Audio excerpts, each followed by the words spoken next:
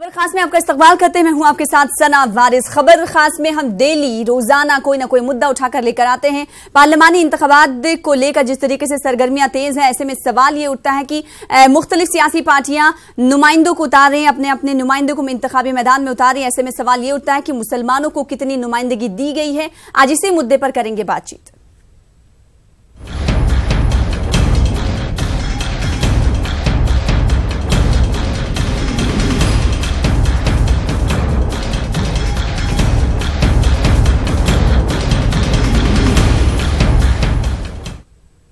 मुसलमान नजरअंदाज। 2019 लोकसभा इंतखाब के पहले मरहले की पर्चे नामजदगी का आज आखिरी दिन है। पहले मरहले के तहत 11 अप्रैल को वोटिंग होनी है। तमाम सियासी पार्टियों ने अपने अपने उम्मीदवारों के इंतखाबी मैदान में उतार दिया और उनका नाम भी ऐलान कर दिया गया। लेकिन सवाल यह है कि इन पार्टियों ने मुसलमानों को कितनी नुमाइंदगी दी या फिर देंगे। तारीख के औराक को पलट कर देखें तो इंतखाबात में मुसलमानों की नुमाइंदगी को हम देखने में ही जो कमी जो है उस देखने को मिलती है। ऐसे में क्या मुसलमान सिर्फ वोट बैंक की सियासत का शिकार होता रहेगा या फिर मुसलमानों के भी अच्छे दिन आएंगे, या फिर सियासत में मुस्लिम नुमाइंदगी को लेकर मुसलमान सिर्फ ख्वाब ही बुनता रह जाएगा। इसी मुद्दे पर बातचीत करेंगे। हमारे साथ 3 खास मेहमान भी जुड़ चुके हैं लखनऊ से। हमारे साथ कमर अली साहब है जो कि तर्जुमान है बीजेपी के, आपका इस्तकबाल करते हैं, लखनऊ से हमें ज्वाइन कर रहे हैं। और साथ ही साथ डॉक्टर अजीज खान साहब हैं जो कि तर्जुमान है समाजवादी पार्टी के, समाजवादी पार्टी का ये पक्ष रखेंगे, मौक़िफ़ रखेंगे। और साथ ही साथ मौलाना अली हुसैन साहब है जो कि मुस्लिम दानिशवर है, ये भी हमें लखनऊ से ज्वाइन कर रहे हैं। सबसे पहले सवाल कमर अली साहब आपसे करेंगे, क्योंकि उत्तर प्रदेश की अगर बात की जाए तो तमाम पार्टियों ने अपने उम्मीदवारों का ऐलान कर दिया है। अगर बीजेपी की बात की जाए तो बीजेपी की जानिब से पहले मरहले के तहत अभी तक कोई नुमाइंदगी मुसलमानों को नहीं दी गई है। क्या यही शक्ल जो है आखिरी पर्चे नामजदगी तक रहेगी, या फिर ये पहला मरहला है, आगे मुसलमानों को टिकट दिया जाएगा? या फिर जिस तरीके से कहा जाता रहा है कि बीजेपी का रिमोट कंट्रोल तो आरएसएस के पास, और आरएसएस का जो रवैया है और इस ताल्लुक से जो बयान हमने देखा कि मुसलमानों को टिकट नहीं देना है, क्या इस पर ही बीजेपी आगे भी चलती रहेगी? नहीं सना जी, ये इल्जाम सरासर गलत है। इल्जाम सरासर यूं गलत है क्योंकि हमारी भारतीय जनता पार्टी सबके साथ सबके विकास के एजेंडे पे काम करती है और उसी पे काम कर रही है। हमने जो भी कार्य किए हैं, जो भी काम कर रहे हैं, सबके साथ सबके विकास पे कर रहे हैं। ये इल्जाम बिल्कुल गलत है। ये जो इस तरह की बातें फैलाई जाती हैं भारतीय जनता पार्टी के खिलाफ, बिल्कुल गलत फैलाई जाती हैं। मैं आपको बता दूं, अभी जो हमारी सबसे पहले जो लिस्ट शाया हुई है उस लिस्ट के अंदर जो हमारे अल्पसंख्यक भाई, मुस्लिम भाई जिनको दिया गया है, एम वार साहब है, खालिद जहांगीर साहब हैं श्रीनगर से, सूफी यूसुफ साहब है आनंद नगर से, अब्दुल सत्तार साहब है लक्षद्वीप से, और हुसैन नाइक साहब है महमूदाबाद तेलंगाना से। ये पहली लिस्ट की मैं आपसे बात कर रहा हूं। पहली लिस्ट में मुस्लिम अल्पसंख्यकों को दिया गया है। ये आप समझिए सबके साथ। कमर साहब जी, अभी लिस्ट आने दीजिए, अभी लिस्ट आने दीजिए। अभी पहली हमारी जो लिस्ट आई, उस पहली लिस्ट में मैंने आपको जो शाया हुई, उस शाया में मैंने आपको नाम बता दिए, जगह बता दी। आप सर्च कर ले, सारे भाई जो देख रहे हो पता चल जाएगा। पहली लिस्ट की मैं बात कर रहा हूं। ये हमेशा समाजवादी द्वारा, कांग्रेस द्वारा, बहुजन समाज पार्टी द्वारा ये फैलाया जाता है कि भारतीय जनता पार्टी अल्पसंख्यकों खासकर मुसलमानों के दुश्मन है। ये आप कहां से हो गई जब पहली लिस्ट में शाया में इतने लोग हमारे निकले? आप बताइए। तो गलत चीजें, गलत बयानी लोग करते हैं। भारतीय जनता पार्टी को हमेशा इन लोगों ने डर दिखा के, और पार्टियों ने हमेशा अल्पसंख्यक मुसलमानों खास करके वोट को लूटा और ठगा उनको। मैं एग्जांपल आपको दे दूं, अभी आपने देखा होगा बहुजन समाज पार्टी सरकार ने जो था शासन किया, समाजवादी ने शासन किया। अभी जो गठबंधन हुआ सना जी, उसमें सफा सफा कहा गया है कि 7% राष्ट्रीय अध्यक्ष समाजवादी के 7% उनका वोट बैंक है, 7% उनका वोट बैंक है। और उसके बाद ये कहा है मायावती जी का जो वोट बैंक है, दलित 19% वोट बैंक है। और उसके बाद रहा मुसलमानों का अल्पसंख्यक का वोट, वो 18% है। तो भाई ऐसा कर ले 18% वोट ना बटे, तो इसलिए दोनों हम लोग एक हो जाएं। तो आप समझ लीजिए किसने वोट बैंक की बात करी, किसने जाति विशेष की बात करी, क्यों ये साथ में आए? उन्होंने कहा 19% दलित हो गया, 18% अल्पसंख्यक हो गया, 7% यादव हो गया। अब आप ये बताइए कौन जाति धर्म की बात करता है? किसने वोट, जिनको लूटा है अल्पसंख्यकों को, कभी उन्होंने उनके सीएम ने चाहा?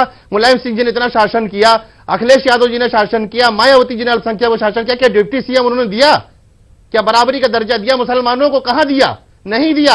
उस वोट का सिर्फ इस्तेमाल किया है, पहले कांग्रेस ने इस्तेमाल किया राष्ट्रीय स्तर पर, लेकिन कमर अली साहब ज्यादा दूर नहीं जाइए, ज्यादा दूर नहीं जाइए। उत्तर प्रदेश के असेंबली इंतखाबात भी सामने हैं, उसमें किसी भी मुस्लिम को नुमाइंदगी नहीं दी गई थी, इसे भी हमें याद करना चाहिए। डॉक्टर अजीज खान साहब, आपने सुना कमर अली साहब को, अगर आपसे मैं सवाल करूं, क्या समाजवादी पार्टी ये मानती रही है, जो तारीख के औराक अगर हम देखें तो क्या शुरू से लेकर आज तक क्या मुसलमानों को नजरअंदाज किया जाता रहा है? अगर किया जाता रहा है तो सबसे बड़ी वजह आपके नजदीक क्या कुछ लगती है? देखिए सना जी, 2-3 बातें हैं, बड़ी अहम है। अभी कंवर जी जो बात कर रहे थे, मुझे लग रहा है कि उनको पूरी तरह से जानकारी नहीं है। अभी विधानसभा का चुनाव हुआ और आपने बहुत अहम बात रखी कि विधानसभा में कितने मुसलमानों को इन्होंने टिकट दिया। सबसे पहला सवाल, हालांकि हकीकत तो यह कि हम जात धर्म की बात नहीं करना चाहते, क्योंकि समाजवादी पार्टी लोकतांत्रिक पार्टी है और समाजवाद पे विश्वास रखती है, हम जात धर्म की बातें नहीं करते। लेकिन हकीकत यह है कि चूंकि मुसलमान भी इस मुल्क का हिस्सेदार है और मुसलमान भी रहता है, तो जाहिर सी बात है कि उसकी भी हिस्सेदारी हर जगह होनी चाहिए, ये अहम है। देखिए, हमने कहीं ना कहीं टिकट, आप देखिए जो बनता है, इसमें कोई दो राय नहीं। देखिए, हमारे गठबंधन ने पहले फेज का जो चुनाव हो रहा है उसमें देखिए टिकट दिया है मुसलमान को, और एक आप देखिए अगर परसेंटेज देखा जाए तो एक लंबी फीसदी है, यानी तबस्सुम हसन और मोहम्मद याकूब को, कुरैशी साहब को, ये हम लोगों ने 2 टिकट दिया, 7 में 2 दिया है। अब रेशियो आप निकाल लें कि क्या हुआ। खैर, मैं उस पर जाना नहीं चाहता हूं, क्योंकि हम जात धर्म की राजनीति नहीं करना चाहते।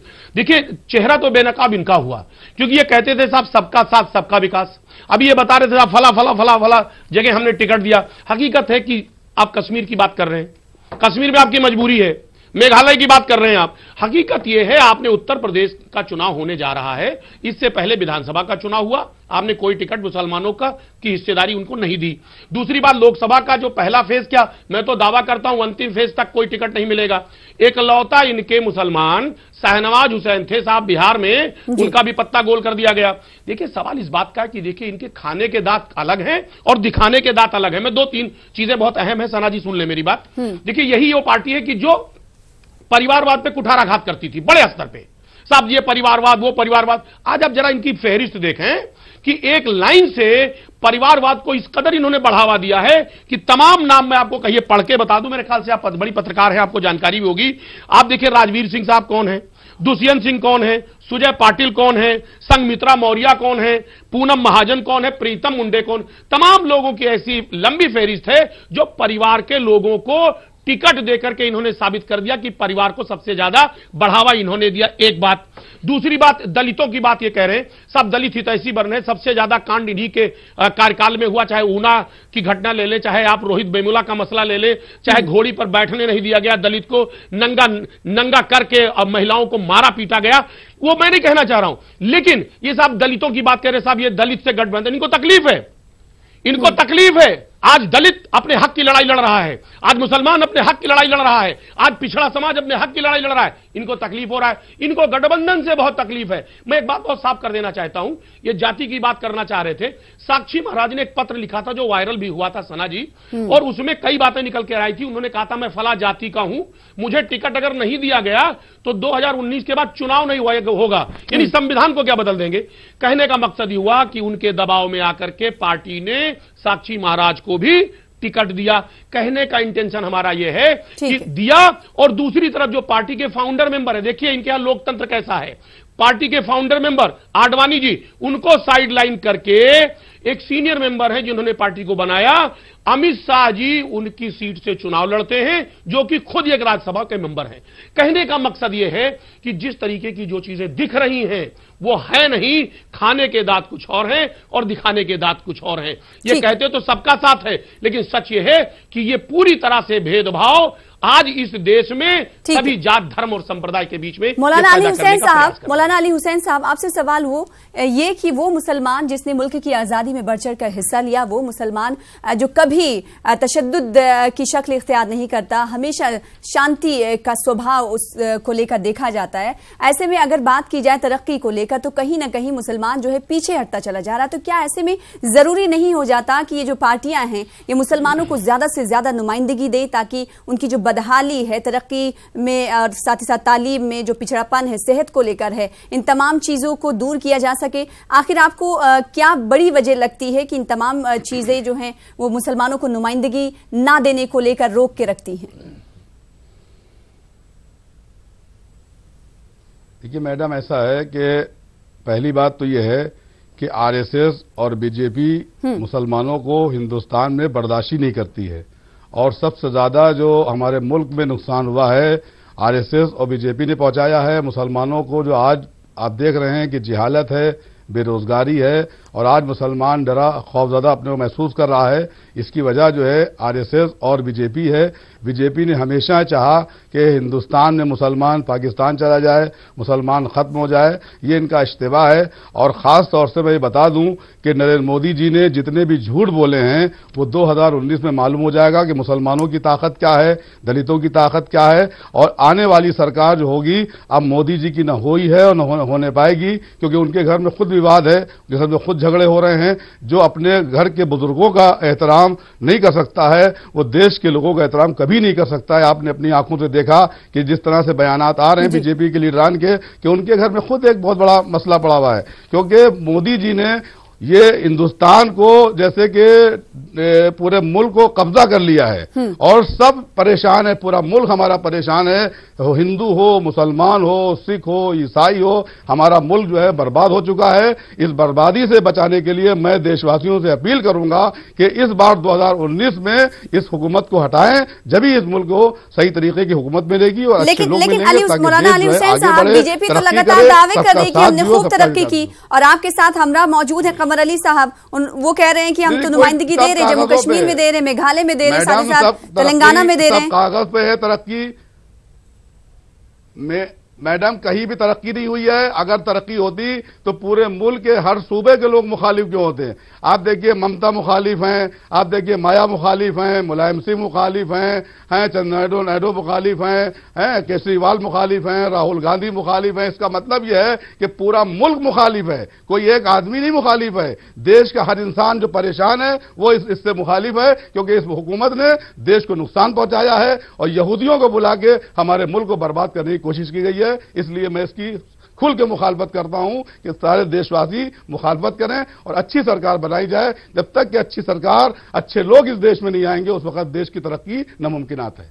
ठीक है कमर अली साहब, जिस तरीके से बीजेपी का रुख अगर देख लें, लोकसभा इंतखाबात हम लड़ने जा रहे हैं, तमाम रियासतें तैयार हैं इसको लेकर, और हम देख रहे हैं कि इंतखाबी मैदान में पार्टियां जो हैं मसरूफ हैं। ऐसे में अगर बात कर ली जाए जिस टॉपिक का हमने इंतखाब किया है, अगर मुसलमानों को, अकलियतों को अगर नुमाइंदगी नहीं दी जाएगी तो क्या लगता है बीजेपी को उनकी तरक्की मुमकिन है? अगर उनके हल्के का उम्मीदवार या फिर उनके तबके का उम्मीदवार ये तमाम मसले जो हैं वो नजदीक से जानेगा, क्या आपको नहीं लगता कि उसी तबके से अगर कनेक्शन उस लीडर का है तो ज्यादा अच्छी तरीके से नुमाइंदगी हो सकती है मुल्क के पार्लियामेंट में? क्या इस बात को बीजेपी समझती नहीं है? दूसरा सवाल ये कि बीजेपी जानबूझकर ऐसा करना चाहती है कि मुसलमानों को कहीं ना कहीं पीछे छोड़ दिया जाए, वो कमतर रहे हमेशा? नहीं सना जी, इल्जाम गलत है। इल्जाम यूं गलत है, आपको विधानसभा 12 में मैं बता दूं आपको, मरहूम गफ्फार खान साहब शाहजहांपुर तिलहर से लड़ा करते थे। उसके बाद 2004 में चौधरी शाह आलम साहब को आजमगढ़ से टिकट दिया गया था। मुख्तार भाई भी हारे, शाहनवाज भाई भी हारे। आपने देखा मुख्तार भाई जीते भी हैं, शाहनवाज भाई भी जीते हैं, और अब की जो सीट चली गई है वो गठबंधन में चली गई है शाहनवाज भाई की। फिर भी हमने मुसलमानों को टिकट दिया है, आने वाले समय में फिर हम देंगे। हमने कहीं भेदभाव नहीं करते, जो लोग टिकट मांगते हैं उनको हम बाखूबी देते हैं। ये अपोजिशन पार्टियों की चाल है, वो इस तरह से बयानबाजी करते हैं कि लगता है कि भारतीय जनता पार्टी जो है 70 साल से हुकूमत चला रही है, जबकि हमने हुकूमत सबसे कम समय हमारा हुआ, इतनी बेहतर तरीके से चले गए। तो आज कांग्रेस की भाषा लोग बोलने को मजबूर हो गए हैं। कांग्रेस को यह लग गया कि भारतीय जनता पार्टी ने बाखूबी 4.5 साल की सरकार इतनी बाखूबी शानदार चला ली। जो आपने ये देखा कि जितने भी इस्लामी मुल्क थे, इस्लामिक जितने भी मुल्क थे, जितनी भी कंट्रियां थी, वो हमारे साथ एक साथ खड़ी हुई, और खड़े होकर आपने देखा कि किस तरह से हम जो था अपने बहादुर सिपाही को वहां से हम लेके आए हैं। अब इतनी जल्दी क्या कार्रवाई होती है? हमने कितना दबाव बनाया। आज हमारी इंटरनेशनल जो पॉलिसी हमारी है, विदेश जो नीति है, उस नीति के तहत आज मुस्लिम कंट्रियां हमारे साथ खड़ी हैं। के साथ खड़े हुए हैं। भेदभाव तो ये करते थे, भेदभाव करने के बाद मुसलमानों की स्थिति इन्होंने दलितों से बदतर बनाई थी कांग्रेस है। ये सच्चर कमेटी इनकी बनाई हुई थी और इन्हें खुद शाया करी थी, लेकिन उसको लागू नहीं किया। तो आप बताइए किसने मुसलमानों को ठगा? भाई आपने इतनी बेइज्जती मुसलमानों की करी, उसको मुसलमानों को वहां पहुंचा दिया। मुसलमानों को पहुंचाने के बाद आपने एक सच्चर कमेटी का गठन किया, फिर उसमें दर्शाया आपने कि मुसलमानों की स्थिति इस मुल्क में दलितों से बदतर है। और माननीय प्रधानमंत्री जी मनमोहन सिंह जी ने यह कहा था स्टेज से खड़े होकर कि पहला हक मुसलमानों का है, पहला हक मुसलमानों का है। उन्होंने ये खड़े होकर कहा था, तो पहला हक उन्होंने क्या पहुंचाया मुसलमानों का? आज घरों से मुसलमान कूड़ा उठा रहा, सुबह खोल के आप देखेंगी, रोड पे आप जाएंगी पंचर बनाता आपको मिल जाएगा मुसलमान आपको रोड पे झाड़ू देता मिल जाएगा। तभी तो सवाल ये है कि तमाम तस्वीरें बदलनी चाहिए। कमर अली साहब, सवाल तो यही है, ये तस्वीरें बदलनी चाहिए। अगर इस तबके का कोई मुस्लिम नुमाइंदा मुंतखब होकर जाएगा पार्लियामेंट में, तो अपने मसलों को उजागर करेगा। आप समझ नहीं पा रहे जी, सवाल तो यही है। इसीलिए हमने टिकट दिया है, इसीलिए सना जी हमने टिकट दिया है, मौका दे, हमने सना जी टिकट दिया है। आपने देखा सभासद में 3 टिकट जो थे हमने लखनऊ से दिया, उसके बाद तमाम जगह से हमने टिकट दिए हैं। कमर अली साहब, अजीज खान साहब को सुन लेते हैं, वो आपके सवाल का जवाब देंगे, आपके सवाल का जवाब देंगे। जी जी जी जी बेहतर। देखिए सना जी, ऐसा है कि झूठ का पुलिंदा पूरी तरह से गढ़ रहे थे, और हालांकि देश की जनता देख रही है, आपका चैनल बड़ा चैनल है, देख रही है कि ये क्या क्या लोगों को गुमराह कर रहे थे, मोटी मोटी बातें। चलो माना कि ये बात बहुत ही खैरख्वाह है मुसलमानों के, इसमें कोई दोहराय नहीं, जैसा कि ये दर्शाने की कोशिश कर रहे हैं। रंगनाथ मिश्र और सच्चर कमेटी की बात कह रहे साहब, कांग्रेस ने लागू नहीं किया, तो कांग्रेस ने नहीं लागू किया। 15 साल आज से आप केंद्र सरकार में, आपने क्यों नहीं किया? सवाल इस बात का आपने क्यों नहीं किया? आप हमदर्द है, आपने क्यों नहीं किया? लेकिन आप तो ज्यादा चक्कर में पड़े 3 तलाक के, जिससे आपका कोई लेना देना नहीं है, अपना घर बसा नहीं पा रहे हैं, आप दूसरों का घर बसाने और उजाड़ने की कोशिश कर रहे हैं। हकीकत यह है, आपने पूरा 5 साल निकाल दिया 3 तलाक पे, 5 साल निकाल दिया दुनिया भर के फतवे पे। हकीकत यह है कि आप मुसलमानों के विकास के लिए आपने क्या काम किया? एक बात, कोई काम आपने नहीं किया। दूसरी बात मैं आपको बताऊं कि ये कह रहे थे साहब मुसलमान कैंडिडेट था और वो मर गए और साहब जिंदा हो गए, पता नहीं क्या क्या बता रहे थे साहब, के मुसलमान अब रहे नहीं। अरे भाई, अगर आप देना चाहते तो किसी दूसरी सीट से आप दे देते। ये सब गुमराह करने की बात है। देखिए सना जी, गुमराह करने से कोई फायदा नहीं, और हम इन पे चर्चा भी नहीं करना चाहते। हम चर्चा करना चाहते हैं विकास पे, आज बेरोजगारी पे, किसान की आत्महत्या पे। हकीकत यह है, इनके कार्यकाल में, इनके रिज्यूम में 67,000 किसानों ने आत्महत्या किया। कौन जिम्मेदार है? बेरोजगारी बड़े चरम पे बढ़ गई। 2 करोड़ नौकरी देने की बात आपने कही थी, आज साहब आप चौराहों पे खड़ा कर दिया। आज बेरोजगारी दर 6.1% बढ़ गया है। किसानों की जो विकास दर है, कृषि विकास दर, वो 2.1 रह गया है। हकीकत यह है कि ना आप बेरोजगारी खत्म कर पा रहे हैं, खत्म तो मारो गोली, आप शुरुआत भी नहीं कर पा रहे हैं। आज टीटी अभ्यर्थी, शिक्षा मित्र, अनुदेशक, सारे लोग चौराहों पर हैं। उनको जो आप औरतें आई थी शिक्षा मित्रों की, सना जी मैं आपको बताना चाहता हूं, छोटे छोटे मासूम बच्चों को लिए हुई थी, उन पर लाठियां भाजी गई, उनको जेलों तक में बंद कर दी गई। हकीकत यह है कि जिस तरीके से जुर्म ढाया गया शिक्षा मित्रों पे, अनुदेशकों पे, टीटी अभ्यर्थियों पे, हकीकत यह कि आप एक तरफ तो नौकरी नहीं दे रहे हैं, 1,71,000 पोस्ट शिक्षकों का खाली है आरटीआई के मुताबिक, लेकिन इन्होंने उसको भरने के बजाय उन प्राइमरी विद्यालयों में अभी डीएम और एसपी का रिपोर्ट था कि आवारा पशु उसमें बांधे जाते हैं। हकीकत यह है वहां बच्चे नहीं पढ़ रहे, आवारा पशु उसमें रखे जा रहे। हकीकत है आपने उत्तर प्रदेश को बिल्कुल बर्बाद कर दिया, देश को बर्बाद कर दिया, कानून व्यवस्था पूरी तरह से गड़बड़ा गया। मौलाना अली हुसैन साहब, एक रिपोर्ट का हवाला यहां पर इसलिए देना चाहेंगे क्योंकि इंडियन एक्सप्रेस का 2-3 महीने कबल एक रिपोर्ट आई थी कि 2009 से 2014 के दरमियान जो नुमाइंदे थे, पार्लिमानी नुमाइंदे थे, उनमें कहीं ना कहीं कमी आई थी। क्या आपको नहीं लगता जिस तरीके से पार्टियां ये इशारे दे रही, बीजेपी ने अभी तक कोई उम्मीदवार बड़ी रियासतों से नहीं उतारा है, क्या नहीं लगता कि ये तादाद नुमाइंदगी की और कम होती जाएगी 2019 के इलेक्शन को देखें तो? जी हाँ, बिल्कुल कम हो जाएगी, क्योंकि जब इनका नजरिया यही है कि मुसलमानों को न रखा जाए, और सिर्फ बीजेपी में नहीं बल्कि दूसरी पार्टियां भी नुमाइंदगी जो है नहीं दे रही जितना देना चाहिए। मगर हमारा सवाल यह है कि अगर मुसलमानों को नुमाइंदगी दी जाए तो कम से कम मुसलमान जाके लोकसभा में अपनी बात रख तो सकते हैं। ये चाहते ही नहीं है, कोई पार्टी चाहती है कि मुसलमान अपनी बात कहें जाके लोकसभा में, कोई नहीं चाहता है। और ये खाली बात कहने की है। इस वक्त देश की दिशा और दशा दोनों बिगड़ी हुई है और देश जो है बहुत ही मुश्किलात में गुजर रहा है। मुल्क के हालात बहुत खराब हो चुके हैं। हमारी बात नहीं है, आप मुल्क का सफर करें तो आपको हर तरफ यही लगेगा कि लोग बेरोजगार हैं, आपको यही लगेगा कि लोगों के पास खाने को नहीं है, आपको यही लगेगा कि लोग डरे हुए हैं, खौफजदा हैं। और देश का चौकीदार चौकीदारी नहीं कर रहा है बल्कि लोगों को खौफजदा कर रहा है, डरा रहा है कि हमको वोट दिया जाए, हम नहीं आएंगे तो ये हो जाएगा। मगर ये बात मोदी जी तक पहुंच जाना चाहिए है कि जिस तरह से आपने हमारे मुल्क को बर्बाद किया है, आज तक इस मुल्क में किसी भी वजीर आजम ने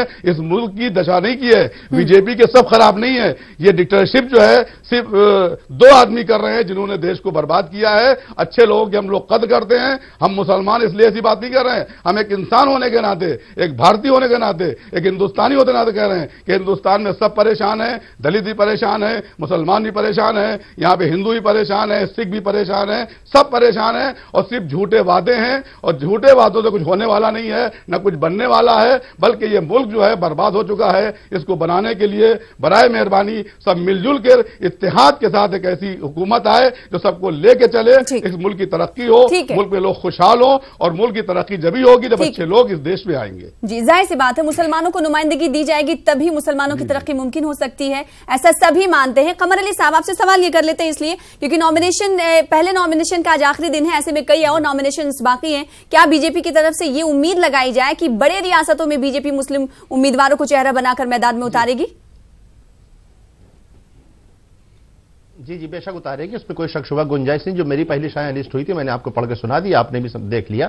मैं दूसरी बात आपको बता देता हूं, मेरे काबिल दोस्त समाजवादी बड़ी रियासतों की बात, उत्तर प्रदेश और बिहार जैसी सबसे पहले 7 लोग थे। नहीं ठीक, अभी सब आ रही लिस्टें आ रही हैं, बिल्कुल आ रही हैं, बिल्कुल आएंगी। मैं आपको एक चीज बता दूं, समाजवादी के प्रवक्ता हमारे अजीज भाई ने भी एक बात कही। जो पहली लिस्ट आई थी समाजवादी की, एक ही परिवार के 7 लोग थे, एक ही परिवार, एक ही घर के 7 लोग थे। आप ये परिवारवाद को आप असलाह मत बनाइए, आप परिवारवाद को असलाह मत बनाइए। कमर अली साहब, बीजेपी भी इससे अछूती नहीं है, एनडीए भी इससे अछूता नहीं है, सब जानते हैं। एनडीए भी इससे अछूता नहीं है। सोशल मीडिया का पेज उठा लीजिए, परिवारवाद पूरा लिस्ट आपको दिख जाएगा। और सबका लेती है सना जी, और सबका लेती है, और सबका सना जी लेती है। ठीक है, सबका इनको विकास करना चाहिए था। ठीक है, वक्त की बेहद कमी है। आप तीनों मेहमानों का शुक्रिया अदा करना चाहेंगे हमारे साथ जुड़ने के लिए इस खुसूसी प्रोग्राम में। फिलहाल इसी के साथ मुझे दीजिए इजाजत। आदाब।